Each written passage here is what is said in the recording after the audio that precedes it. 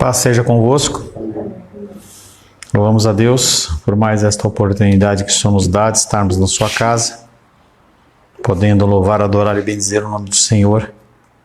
Estamos na reta final do nosso estudo a respeito de ansiedade.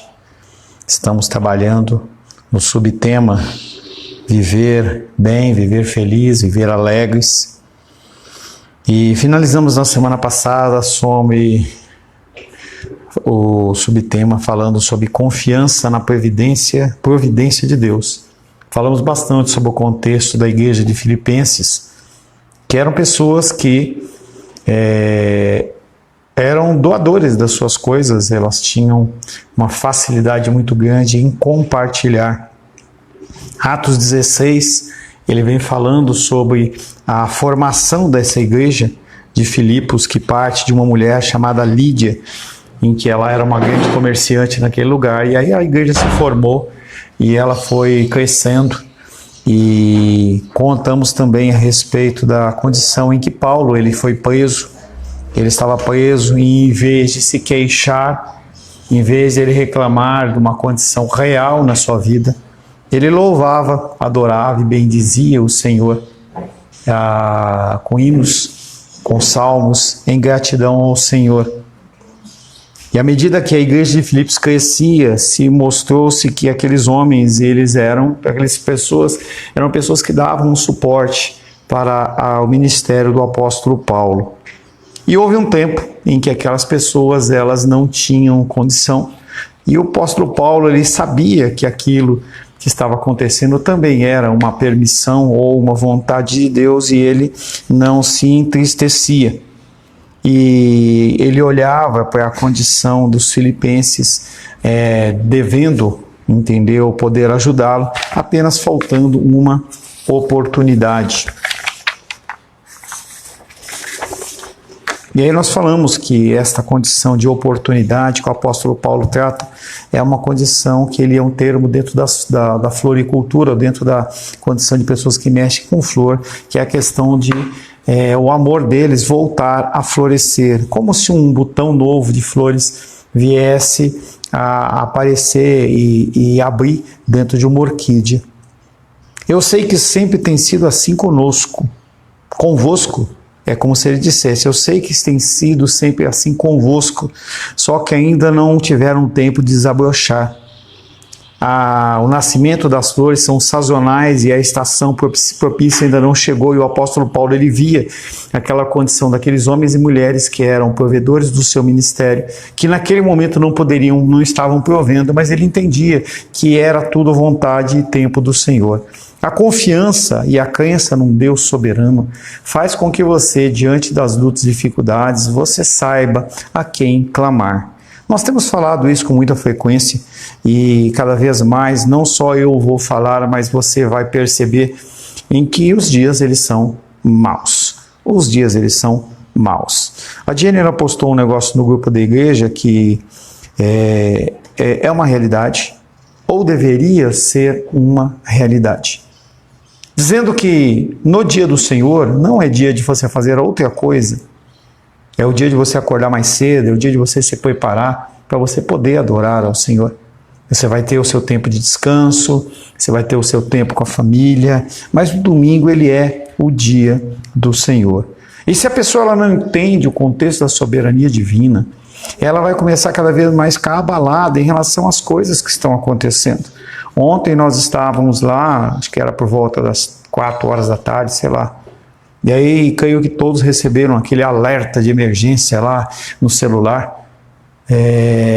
E começa aquele apito, parece que estava vindo um furacão. E a gente vê, eu já tinha ouvido isso aí, visto isso lá em Teresina, há uns 6 meses atrás mais ou menos, e aí vi ontem. E a gente vai começar a observar cada vez mais a necessidade de que se haja a criação de pânico. Uma pessoa que está em pânico, ela não consegue raciocinar. Apóstolo Paulo, naquela condição em que ele estava preso, ele tinha sido açoitado, ele estava passando por uma série de lutas, dificuldades e problemas. Se ele não tivesse no coração dele a certeza que Deus ele era soberano, ele tinha se perdido. Por que Deus fez isso? E a gente vê isso não só na vida de Paulo, a gente vê, por exemplo, na vida de José, que recebe uma palavra do Senhor de que ele seria realmente o centro das 12 tribos, e em outro momento logo ele está preso. A gente vê na condição de Moisés, a gente vê na condição de Davi, que depois de ser ungido rei, ele ainda fica quase 30 anos ali sob perseguição. A condição da soberania, ela é extremamente importante para que você consiga olhar para as questões que estão acontecendo, você entender que elas são sazonais. Sazonais. Esse exemplo que o apóstolo Paulo traz, ele é muito claro, mostrando realmente que as flores elas têm temporada, tem o tempo certo. A razão é que Paulo tinha uma confiança paciente na providência soberana de Deus. Se você não tem a prática da oração, súplicas e ações de graças, você não vai conseguir colocar no seu coração esta condição de que Deus ele já cuidou no passado, Ele está cuidando no presente e sim, Ele vai cuidar no futuro. Se você não entende isso, cada vez que vem um vento de luta e dificuldade, você vai achar que aquele lá agora vai me destruir. É como se a gente estivesse criando no nosso próprio coração uma antevidência de uma coisa que vai nos destruir.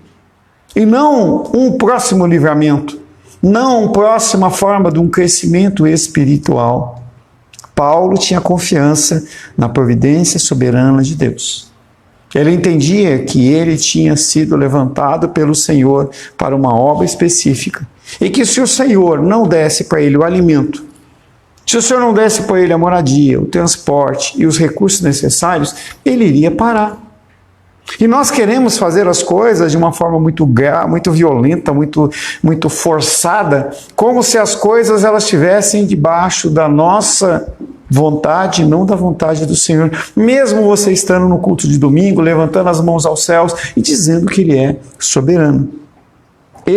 Paulo, estava contente em passar sem recursos e esperar o tempo destinado pelo Senhor. Que loucura! Ele estava servindo ao Senhor, ele havia abandonado uma posição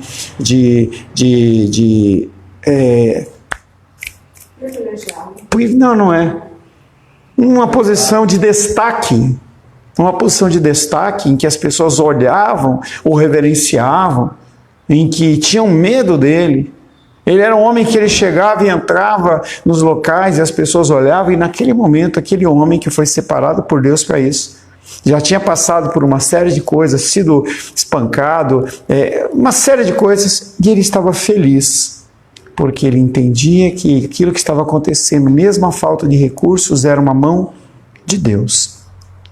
Ele não se entregava ao pânico ou à manipulação dos outros, que foi aquela questão que eu disse para vocês. O mundo, o governo, Satanás e seus demônios, eles querem colocar no nosso coração o pânico, o terror.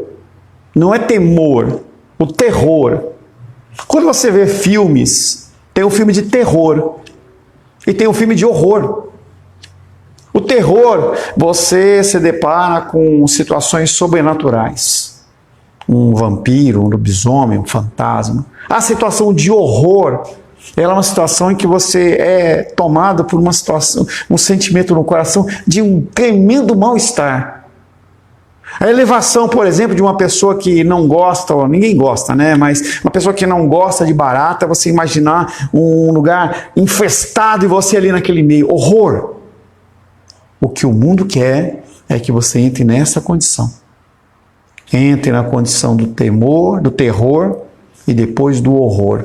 Porque quando você está numa situação como essa, você não consegue pensar. Você não consegue raciocinar. Para que o apóstolo Paulo ele pudesse cantar em meio àquele sofrimento, ele tinha que estar com a alma dele muito alinhada. Eu já dei esse exemplo e volto a dar. Muitos estudiosos, na época da Covid, chegaram à conclusão, dentro dos estudos deles, que pessoas que tinham um grau alto de vitamina D3 no organismo, elas conseguiam passar pela Covid. Isso aí era a proposição lá. E aí o que se observou não de uma forma aberta, é que se você tivesse, o normal é 20, 30, 40, sei lá. Se você tivesse com 60, 70, 80, 90, 100, primeiro que o médico ia achar que você estava super medicado em relação àquilo e ia achar ruim. Mas as pessoas que tiveram Covid, elas, quando pegavam a Covid, que tinha aquele problema, o D3 dele caía até um 20, que era o normal. E as pessoas que estavam 20 iam para 0 e iam para óbito. E eu não estou dizendo que 100% dos casos eram isso, não estudei a respeito disso, só apenas compartilhando uma ilustração em relação a essa condição de você estar diante do Senhor e entender a soberania dele, em que quando vier, e vai vir a luta e dificuldade, em grau menor ou maior, mais sério ou menos sério, quando vem, ou você consegue lidar com aquilo, ou você vai a óbito. Apóstolo Paulo, dentro daquela condição do conhecimento de Deus, da confiança na soberania dele, do propósito de Deus na vida dele, ele consegue, no meio daquela dificuldade, cantar louvores ao Senhor. Tais coisas nunca eram pedidas. Lógico que você não tem que pedir por luta e dificuldade. Apesar que tem uns malucos que pedem. Porque a pessoa quer ser um mártir, quer aparecer ali de uma forma. Não, não é para você pedir nada disso. Paulo estava certo que no devido tempo, Deus resolveria essa situação e suas necessidades seriam satisfeitas. Por quê? Porque o maior interessado no cumprimento da palavra e da obra não sou eu, é Deus. Você tem que entender que você é um trabalhador de uma seara. Então ele fala, clame para que Deus envie ceifadores para essa seara, porque os campos já estão brancos, prontos para a colheita, falando do trigo. Mas se você está no campo e ele não te dá a ferramenta, como que você vai tirar o trigo? Não vai tirar. Se os campos eles estão verdes, você não tem como tirar mesmo tendo a ferramenta. Ou seja, você vai cortar e aquilo estraga, apodrece. Então nós temos que entender que Deus ele controla todas as coisas. E quando você entende isso, por que você vai ficar ansioso? Por que você vai ficar angustiado? Você sabe que tem um Deus que controla todas as coisas. É claro que isso não é um motivo para você fazer o que você quiser. Eu vou viver do jeito que eu quero. Eu vou comer como eu quiser. Eu vou dormir pouco, eu vou fazer um monte de coisa errada, porque se Deus realmente quer que eu faça, Ele vai dar um jeito. Não. Quando Jesus Cristo, Ele foi tentado nesse momento, em Mateus capítulo 4, por Satanás, Ele fala, mas também a palavra de Deus diz, não tentareis o Senhor, seu Deus. Então o apóstolo Paulo, ele entendeu que ele tinha que fazer a parte dele. E é o que eu falo para você, faça a sua parte. Se você não fizer a sua parte, Deus ele pode postergar para que você aprenda que você tem que fazer a sua parte. Então nós estamos aqui. Cadê uma série de pessoas aqui? Não sei. A pessoa ela fica na casa dela, ela trabalha, vai para qualquer coisa. Se é um compromisso, a pessoa se desdobra, se faz, mas quando é a casa do Senhor, não faz. Eu não estou falando com amargura de coração, estou dizendo que essas pessoas que não têm uma motivação, um motivo real, elas vão sofrer mais tempo. Não é porque Deus ele vai punir porque a pessoa não foi na igreja, é porque a pessoa não entendeu ainda a prioridade da casa do Senhor. Se a Diane tivesse postado uma figurinha lá de piadinha, o povo ia interagir na hora. Mas quando se coloca lá que no dia do Senhor, a prioridade é a casa do Senhor, aí ninguém curte, ninguém compartilha, ninguém faz. Por que não? Porque é acusação sobre si mesmo. E aí quando a luta e dificuldade vem, você está com a sua vitamina lá, espiritual, lá embaixo.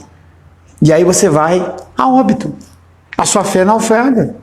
Quantas pessoas vêm para a casa do Senhor e têm a sua fé naufragada porque não mantém um nível de espiritualidade? Eu tenho me movido dentro do meu coração numa série de questões para a mudança da minha vida. Então eu comentei com vocês, não sei se vocês lembram, acho que talvez quase 2 meses atrás, não sei se chega a isso, em que eu estava vendo um negócio lá na televisão, já não vejo quase televisão aberta, agora a gente não vê mais isso mesmo, E a única coisa que a gente via era o Fantástico à noite. Eu não estou dizendo para você que é do mal, nem nada disso. Tá? Seja sensato. Mas aí eu vi uma propaganda em relação a um programa em que eles estavam falando encontre a sua terceira metade, fazendo apologia ao trisal. E era um programa da Rede Globo. E aí depois eu vi um pastor falando sobre aquela questão, falando assim, quando você assiste, você está de alguma forma financiando, porque você vê as propagandas e você dá ibope e você vai ganhar. E eu falei na minha casa, a gente não é mais Fantástico. Nós estamos há 2 meses sem. Uma grande verdade, saber que eu e Rosângela não morremos. É engraçado isso. E você começa a tomar algumas decisões. Ouvir uma instrução e você tem que pegar no ar as coisas que eu vou falando. Eu não vou ficar em cima de você. Em que eu falei, por exemplo, que os cantos gregorianos, e a Rô está estudando um pouco mais sobre isso, sobre o som, sobre a frequência, eu também vou estudar um pouco mais sobre isso, para trazer alguma coisa para vocês, mas se você tiver com o cérebro cansado e você parar e colocar aqueles cantos gregorianos, escolher salmos, o Senhor é o meu pastor, com sons de fundo e tal, a sua condição cerebral ela começa a ser renovada. Isso não é Bíblia, eu estou falando de ciência. Falando de ciência, os caras fazem estudos e veem a reparação através de testes neurológicos. Não é eu pela fé estou falando. Podia ser, mas não é isso. Então eu começo a mudar algumas coisas na minha vida, no meu proceder, e eu vou continuar mudando. E se você quiser pegar esse barco, você continua comigo. Se não, você vai continuar nessa máxima aí. Ah, porque eu estou cansado. Ah, porque não deu não sei o quê. Ah, por quê?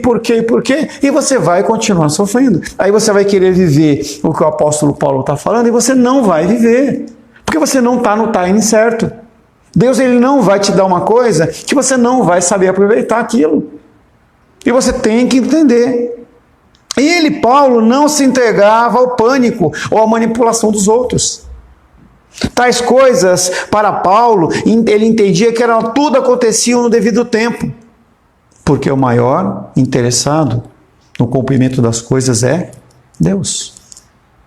O maior interessado na prosperidade do seu trabalho, da sua empresa, é Deus. Porque Ele sabe que se você não tem recursos financeiros, você pira. Você não consegue mais ler, você não consegue mais orar, e você se afasta dele. Mas algumas vezes Deus ele permite que essas coisas aconteçam para que você desperte. Hoje podemos ter essa mesma certeza. Que certeza? Que Deus, no devido tempo, Ele vai conceder a coisa certa. No tempo certo. Na medida certa. Até que verdadeiramente aprendamos que Deus é soberano e ordena todas as coisas para os seus santos propósitos, não para a sua vontade. E isso é outro ensinamento. Ele não faz para você. Ele faz para que se cumprir a vontade dele, o propósito dele.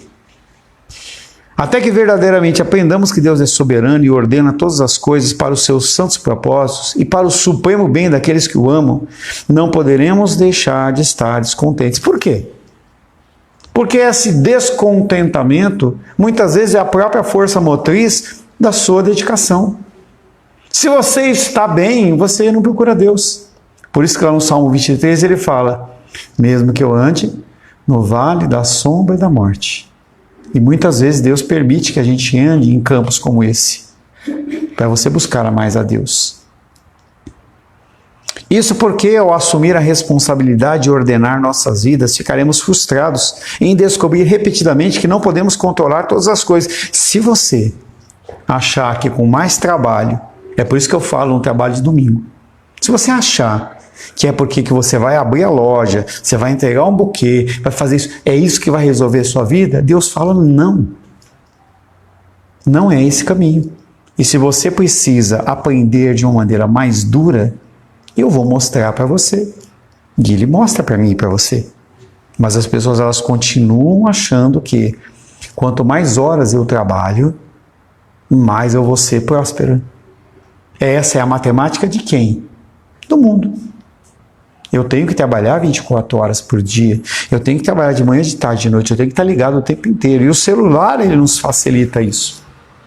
Imagina o André com os negócios dele de caminhão, sem o celular. Não tinha celular. Como é que ia fazer? As coisas elas iam se adequar do modo certo, porque na década de 70 as pessoas não faziam transporte, ou faziam? E como é que resolvia? Porque o mundo é mundo, existe transporte. Mas como é que fazia? O cara, ele tinha que esperar o tempo certo para fazer o carregamento.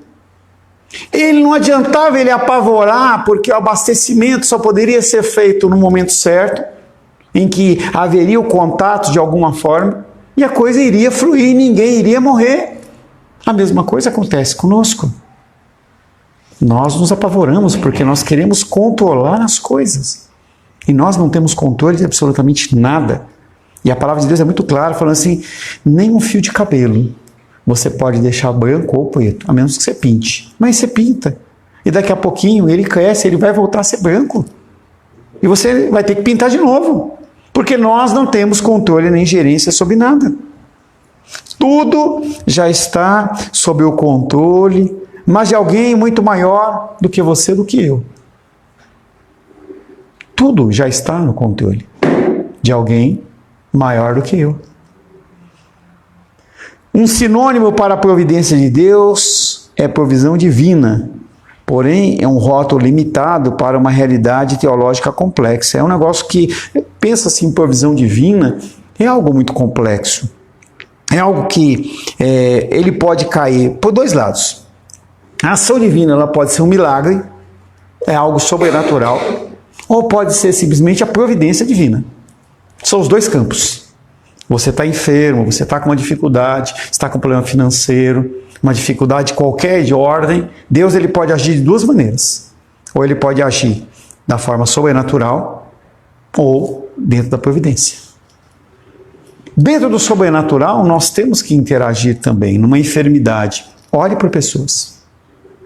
Levante a mão, abençoe, ore, repreenda a enfermidade, não o espírito de enfermidade, porque não existe essa palavra espírito de enfermidade. Tem a enfermidade, que é decorrente do pecado do homem, em que a nossa carne, ela vai se degradando, e isso é natural. Então você vai lá e repreende a enfermidade. Pede para que o Senhor traga a cura para a pessoa. E Deus pode agir? Pode. Mas ele também tem um método da providência, que é, por exemplo, o medicamento, o hospital, o repouso, a boa alimentação. Todas essas coisas são providências de Deus. E Deus pode usar tanto o milagre, como essa complexa fórmula que tem bilhões de formas de Deus agir. Poxa, eu estou com um problema físico. Deus ele pode trazer um bom médico para você. Ele pode fazer com que você esteja no celular lá e você veja um vídeo no YouTube que fala sobre aquela enfermidade. Você pode ter a informação de uma pessoa. Você pode ter um pressuposto já de conhecimento em relação àquela área. São bilhões de opções, de oportunidades que Deus tem para intervir dentro dessa necessidade, desse problema seu.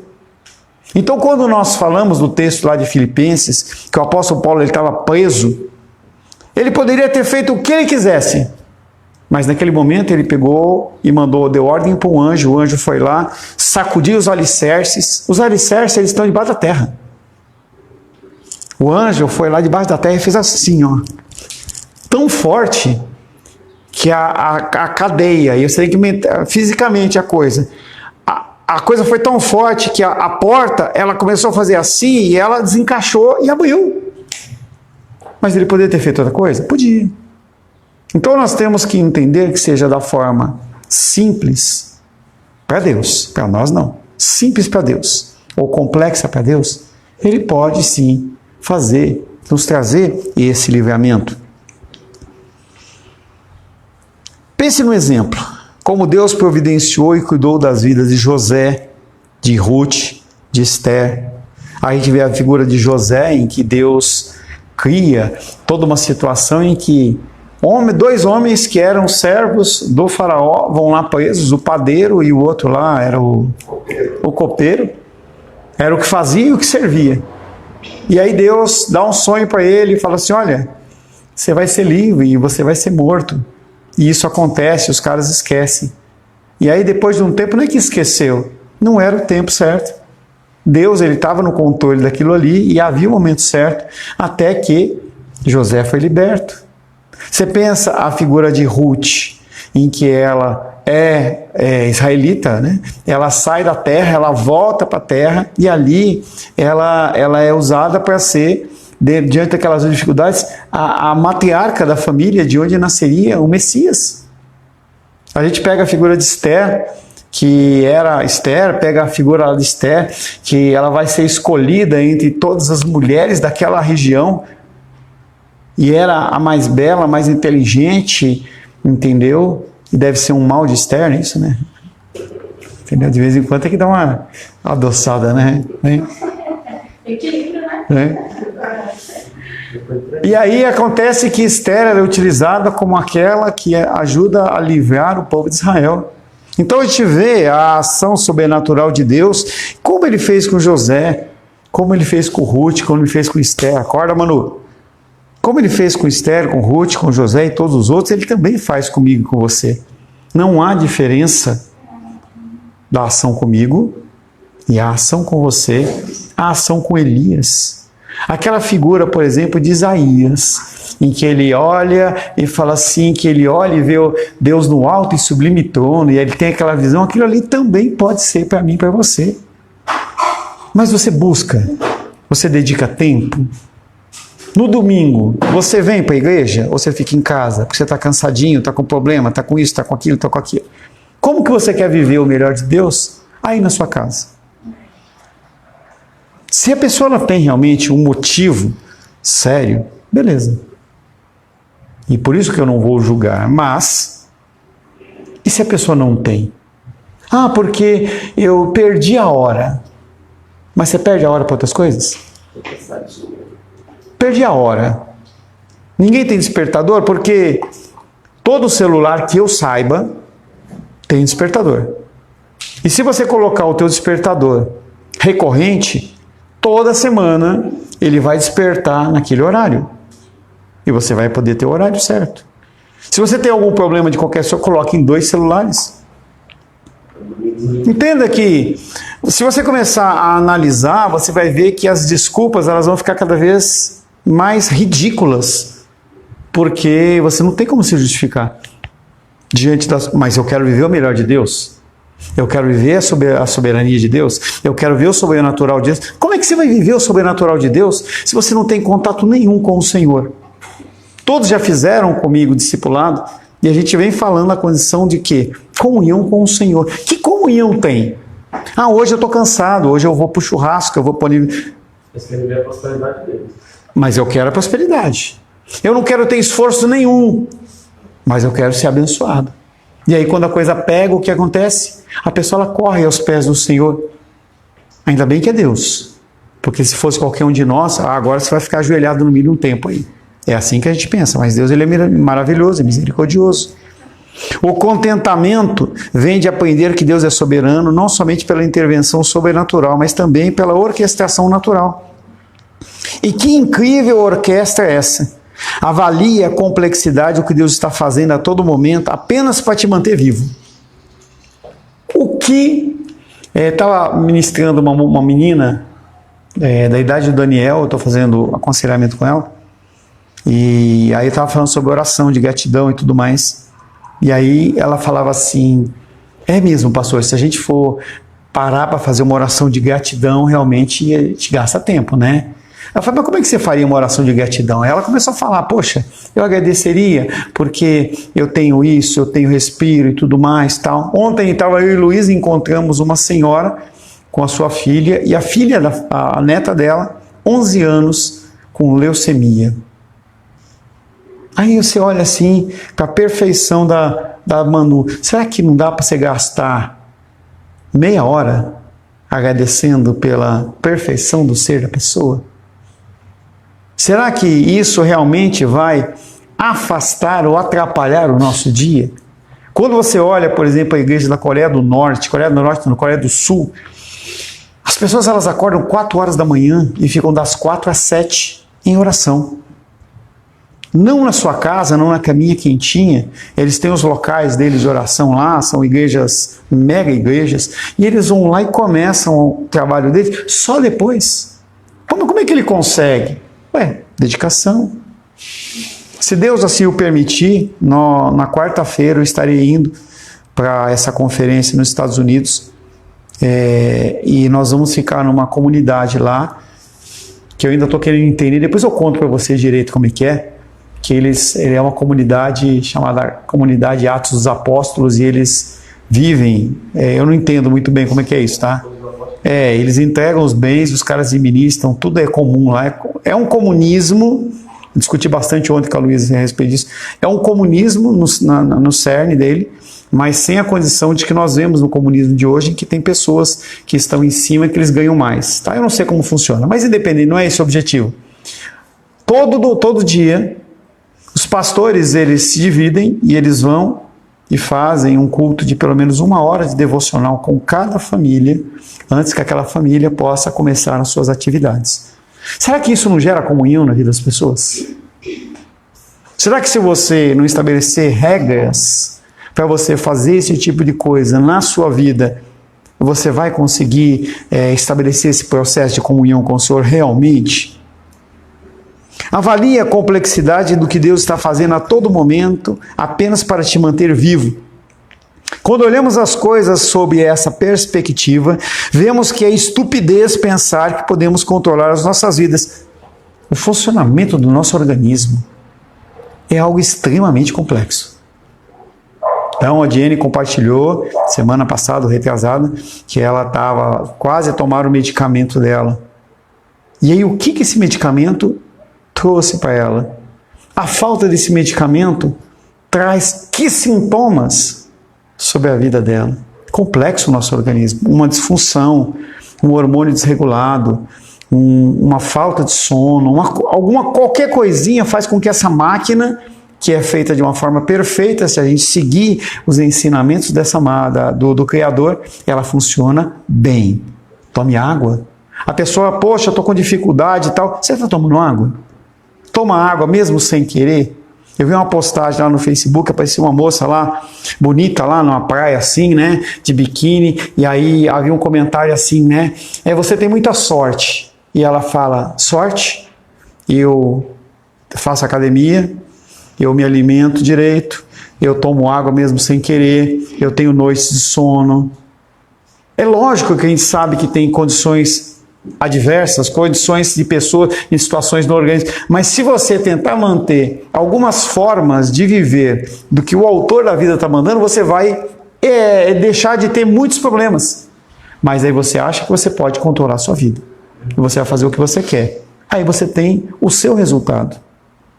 Então, pegando o exemplo da Diane de novo, se ela tomar uma dose maior do que é o correto para ela, pode dar algum problema. A gente viu essa semana em que o presidente dos Estados Unidos falou assim, olha, não foi ele que falou, não foi ele que acordou e disse lá. Os órgãos americanos fizeram lá os testes e descobriram, ou começaram a falar do efeito do Tylenol sobre grávidas. Aí a mulher falou assim, eu vou provar que o tempo está errado. E foi lá e tomou uma dose excessiva de Tylenol só para provar. Está em coma. Não sei se perdeu o bebê ou não.